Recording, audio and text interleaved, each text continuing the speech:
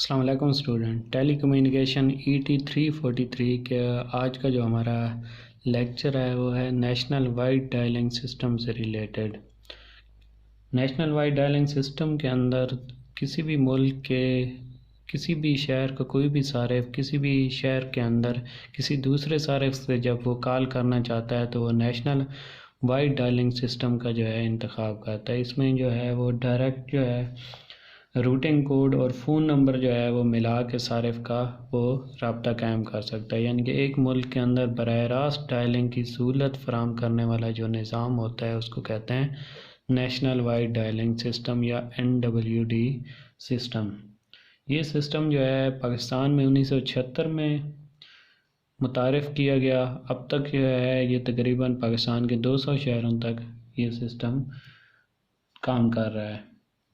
इस सिस्टम को जो है वो मल्टी चॉइस सिस्टम भी कहते हैं, क्योंकि इसमें अगर एक रूट जो है वो मसरूफ़ होता है तो किसी दूसरे रूट के मदद से जो है वो कॉल को मिलाया जा सकता है या सारिफ का रब्ता कायम कराया जा सकता है।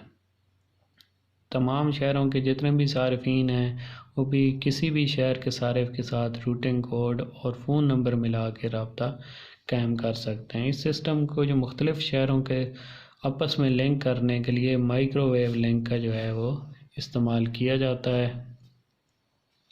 माइक्रोवेव लिंक की जो फ्रीक्वेंसी इस्तेमाल होती है वो 4 गीगाहर्ट्ज़ है।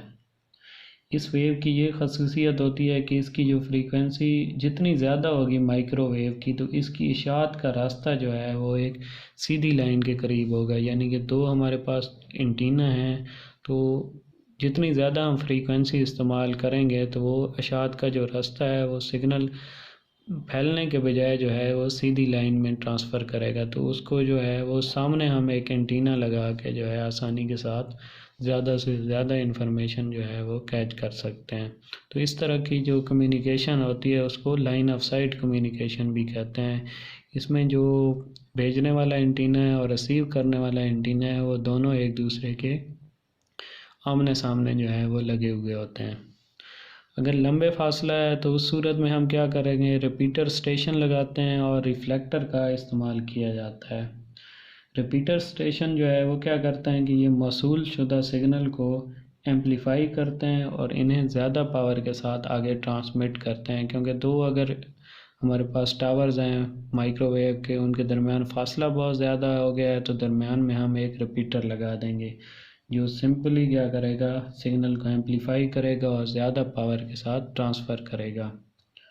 इसके अलावा जो है वो रिफ्लेक्टर का इस्तेमाल किया जाता है अगर इशाअत या नशरियात जो हैं उनकी सिमत तब्दील करनी है। यानी कि एंटीना एक दूसरे के आमने सामने बिल्कुल नहीं है बल्कि कुछ एंगल पे हैं तो वहाँ पे सिमत तब्दील करने के लिए रिफ्लेक्टर इस्तेमाल किए जाते हैं।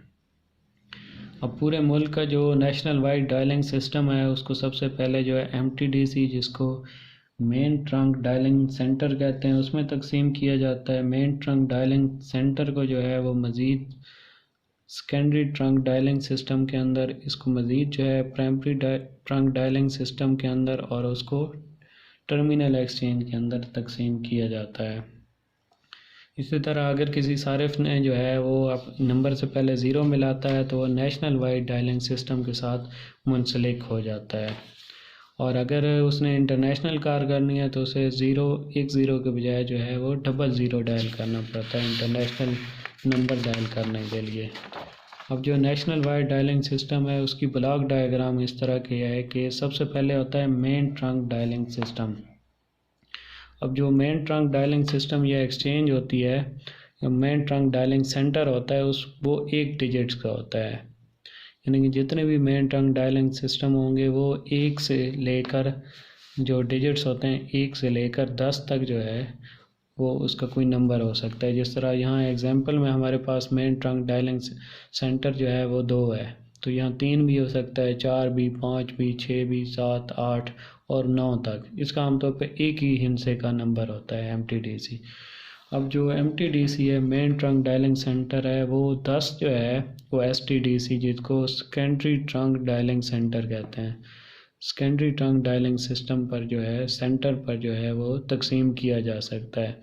अब यहाँ ये जो एग्जांपल है इसके अंदर दो जो है वो दिखाई गई हैं, सेकेंडरी ट्रंक डायलिंग सेंटर। तो ये दो है, तो दो के बाद जो है यहाँ पे कोई भी हो सकता है, 21 हो सकती थी, 22 यहाँ पे लिखा हुआ है, 23 हो सकती थी, इस तरह 29 तक कोई भी हो सकता है। और ये दूसरी जो है वो 20 है।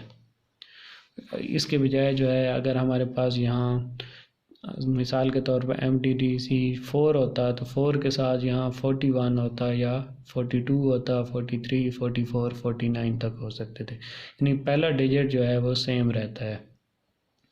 अब हर जो STDC होती है उसको मज़ीद 10 जो है वो PTDC एक्सचेंजेस के अंदर तकसीम किया जाता है। ये सबसे बड़ी जो है वो मेन एक्सचेंज है, उसके नीचे जो है वो 10 एक्सचेंजेस हैं। अब इसके नीचे जो है वो मज़ीद 10 जो है वो छोटे लेवल पे एक्सचेंजेस हो सकती हैं। अब इसके अंदर जो है वो 22 है, यहाँ 20 है, तो इसके नीचे जो एक्सचेंजेस होंगी उसका पहले डिजिट 2 डिजिट यही वाले होंगे 22। अब इसके नीचे 2 दिखाई गई हैं तो इनके दोनों के जो डिजिट्स हैं वो 22 हैं, और तीसरा इनका अपना डिजिट है, यानी कि 22 और एक 2 हो गया तो 222 हो गया, और ये 220 हो गया। इसी तरह ये जो दूसरी STDC इसके अंदर भी जो है वो 10 PTDC जो प्राइमरी टेलीफोन डायलिंग सेंटर है उसके अंदर जो है तब्दील किया जा सकता है, प्राइमरी ट्रंक डायलिंग सेंटर के अंदर तकसीम किया जा सकता है। अब ये 20 यहाँ इनके पहले 2 डिजिट यही रहेंगे जिनके साथ ये लगी हुई हैं, यह तकसीम किया गया है। ये 202 है और ये 220 के आगे एक 0 आ गया है। तो इस तरह अगर यहाँ पे हम तीसरी एक लगा दें PTDC, तो इनके दोनों जो पहले डिजिट्स हैं वो सेम रहने हैं, 20 ही रहना है। इसके बाद जो है 0 यहाँ पे यूज़ हो गया, 2 यहाँ पे यूज़ हो गया, तो यहाँ हम कोई भी डिजिट यूज़ कर सकते हैं, यानी 205 कर सकते हैं। इसी तरह PTDC से नीचे जो है वो टर्मिनल एक्सचेंजेस या लोकल एक्सचेंजेस कह सकते हैं वो लगी होती हैं। ये आमतौर पर 4 हिस्सों पर मुश्तमिल होता है। जो MTDC है वो एक हिस्सा होता है, उसके नीचे जो STDC होती हैं उसके 2 हिस्से होते हैं, और STDC के नीचे जो PTDC होती हैं उसके 3 हिस्से होते हैं, और टर्मिनल एक्सचेंज जो है वो 4 हिस्सों पे मुश्तमिल होती हैं। अब जितनी भी टर्मिनल एक्सचेंजेस अब इसके साथ मिली हुई होंगी इस PTDC के साथ, तो पहले 3 डिजिट इसके होंगे और चौथा इसका अपना होगा। इस PTDC के साथ जितनी एक्सचेंजेस मिली हैं 3 डिजिट इसके हैं, चौथा इसका है। इसके साथ जितनी भी मिली हुई हैं तो 3 डिजिट इसके हैं, चौथा इस टर्मिनल एक्सचेंज का अपना। इसी तरह हमने यहाँ पे जो PTDC बनाई है इसके साथ अगर कोई टर्मिनल एक्सचेंज जोड़ेंगे तो पहले 3 डिजिट यही होंगे 205, और चौथा डिजिट इस एक्सचेंज का अपना होगा, यानी 205 है तो आगे 6 भी हो सकता है। तो इस तरह जो है एक पूरा नेटवर्क होता है एक्सचेंजेस का। 4 हिस्सों का जो कोड डायल करने के लिए सारिफ का रब्ता जो है वो किसी भी टर्मिनल एक्सचेंज के साथ हो सकता है जिसका वो नंबर डायल करेगा।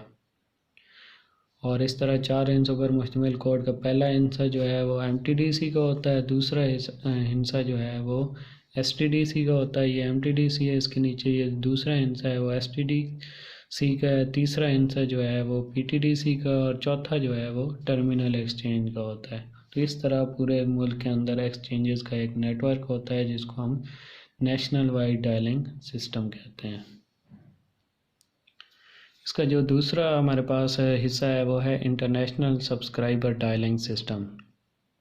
ऐसा इंटरनेशनल सिस्टम जिसके ज़रिए एक मुल्क के सार्फिन का गेटवे एक्सचेंज, अर्थ स्टेशन और सैटेलाइट की मदद से दूसरे मुल्क के सार्फिन के साथ रब्ता कायम करना, यानी कि इंटरनेशनल सब्सक्राइबर जो डायलिंग सिस्टम है इसके अंदर एक मुल्क के सार्फिन का किसी दूसरे मुल्क के साथ जो रब्ता कायम कराने का सिस्टम है उसको कहते हैं ISD सिस्टम।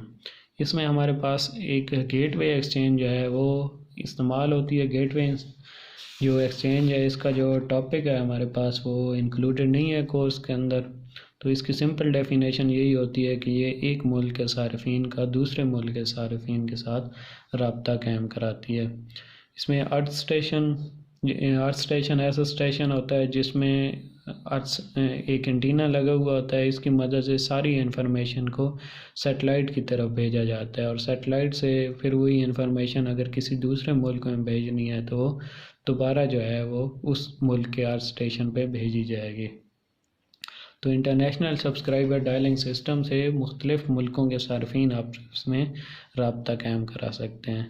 गेटवे एक्सचेंज के साथ जो है नेशनल वाइड डायलिंग सिस्टम की जितनी भी एक्सचेंजेस होती हैं वो सारी मुंसलिक होती हैं। इनके थ्रू अगर कोई बंदा कॉल करना चाहेगा तो पहले वो नेशनल वाइड डायलिंग सिस्टम के साथ मुंसलिक होगा 1 डायल करने से, और जब वो 2 डायल करेगा तो वो गेटवे एक्सचेंज के साथ रब्ता कायम करेगा। अब जो गेटवे एक्सचेंज की हमारे पास ब्लॉक डायग्राम है वो कुछ इस तरह से है कि सबसे पहले जो सारिफ होता है वो लोकल एक्सचेंज की तरफ अपना जो है जिसके साथ वो मुंसलिक होता है अपना डायलिंग नंबर भेजता है। इसके बाद वो नेशनल वाइड डायलिंग सिस्टम के साथ मुंसलिक हो जाता है। इसके साथ मुंसलिक होने के बाद अगर वो इंटरनेशनल कॉल करना है तो नेशनल वाइड डायलिंग के साथ उसे अपने नंबर से पहले 0 डायल करना पड़ता है, और इंटरनेशनल नंबर मिलाने के लिए वो 00 डायल करेगा। इसके बाद कंट्री कोड डालेगा, कोई भी कंट्री कोड है। इसके बाद जिस कंट्री के वो सिटी में कॉल कर रहा है उसका कोड डालेगा, मिसाल के तौर पर ये सिटी का कोड है। इसके बाद जो है वो सारिफ का नंबर जो है वो डायल करेगा, यानी कि 00 इसको ये बताएगा कि इंटरनेशनल नंबर है, और 92 जो है वो इंटरनेशनल कंट्री का कोड होगा, और आगे इंटरनेशनल कंट्री का जो भी सिटी होगा उसका कोड जो है वो डायल करेगा। तो इस तरह वो उसका नेशनल वाइड डायलिंग से गेटवे एक्सचेंज की तरफ भेजा जाएगा और गेटवे से इंटरनेशनल गेटवे, यानी कि ये मुख्तलिफ़ मुल्कों की जितनी भी गेटवे एक्सचेंजेस होंगी उन सारों को आपस में मिलाने के लिए इंटरनेशनल गेटवे जो है वो इस्तेमाल की जाएगी। इंटरनेशनल गेटवे से अर्थ स्टेशन की तरफ सिग्नल जाता है, अर्थ स्टेशन से कम्युनिकेशन की सैटेलाइट कम्युनिकेशन की तरफ, यानी सैटेलाइट पे भेजा जाता है। सैटेलाइट से वापस जो है वो किसी मुल्क में मिसाल के तौर पे भारत में कॉल करना चाह रहा है तो वहाँ के अर्थ स्टेशन की तरफ सैटेलाइट जो है वो सिग्नल भेज देगा। वहाँ से उस मुल्क की गेटवे एक्सचेंज में जाएगा।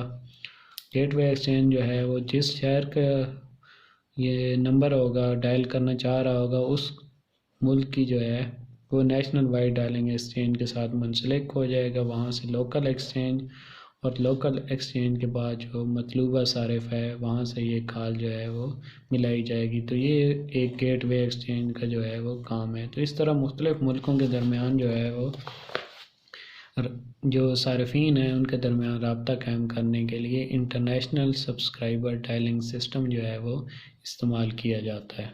Thank you.